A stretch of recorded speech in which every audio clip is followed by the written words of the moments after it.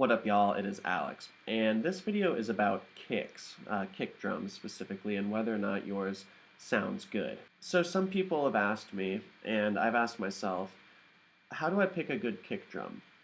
So the question is a common one, I think, for a lot of new producers. Here's my answer to it. It depends on what you're going for.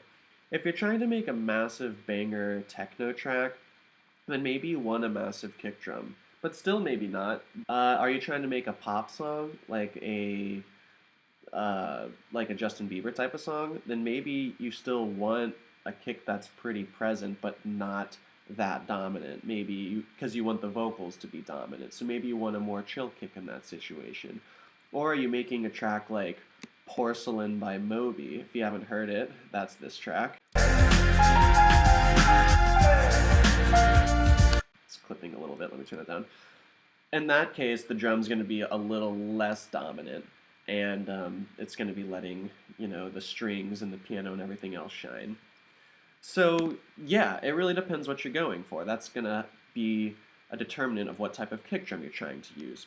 So with that being said, I wanted to go through these three tracks because they each have three different types of kick drums and I feel like they're being used in different ways, just to help expand your mind about the idea of what a good kick drum even is. Because hopefully this can just help you maybe not worry so much about whether or not you're choosing the right one, and just go ahead and just start creating and just choose a drum that sounds cool based off of whatever you're doing. Because I think at the end of the day, the less you're fretting about your work, the better it's going to come out and sound. For me personally, when I realized, or when I just was aware of the fact of, oh wow, all these different tracks have these very much different types of kick drums, and they're all very cool or whatever in their own right, maybe I shouldn't worry so much about my kick drum or something like that. So I'm hoping to help recreate that experience for you. So this first track I'm going to show you is called Moan by Trentemoller. It's super tight. The kick drum in it is out of this world. I'm going to give you just a touch. Let me give you a little more. I'm going to give you a little bit of this build up. I'm going to give you more of it. And then the kick drum's going to come in. And just hear how it sounds. It's probably not like every kick drum you've heard. Again, I don't know you personally, but just go ahead and listen to the kick drum and see, determine what type of role it's playing in this track. So here we go.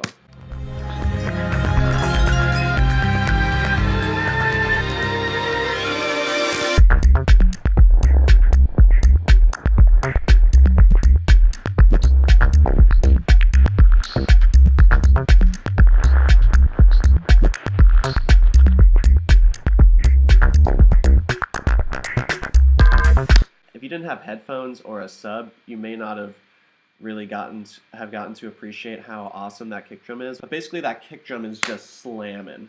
It's awesome. I've never heard that song in a club, but if I did, I feel like it would probably blow my socks off. So yeah.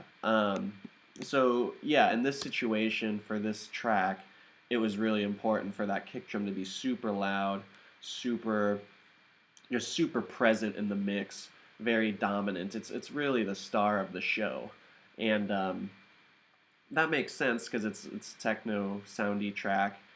But here's another track. The kick's a lot different. This is What Do You Mean by Justin Bieber, and I did choose this song to try and get some more clicks on this video, but it does get the point across. So here we go. Do you mean when you nod your head yes, but you wanna say no? What do you mean? Oh, what do you mean? Said you're running out of time. What do you mean? Cool. So that kick is still pretty.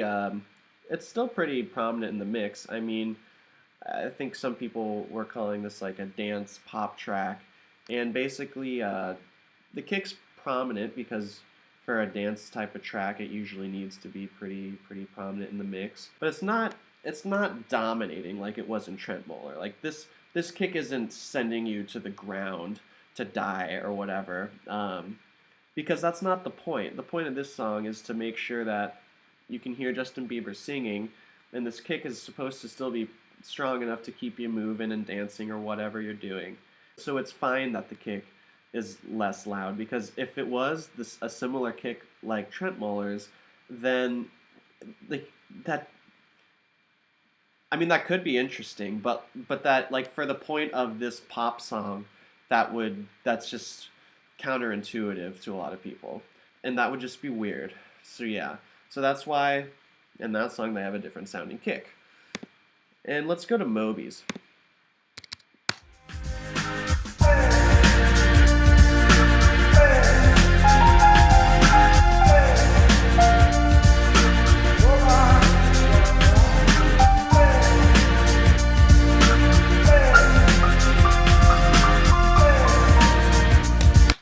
So with Moby, these kicks are way less prominent, and part of this is because a lot of the music made around this time just had smaller kicks, or at least just smaller in the sense of their place within the mix.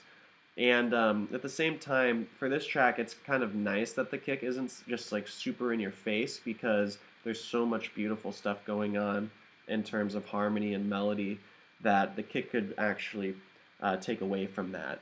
So, but this is obviously still a popular song, and I think people would still groove to this if it was played. Since, due to my age, I don't really get to hear this song, or I didn't get to hear this song played out loud that much, like at a festival or a party or something, but it's a dope track.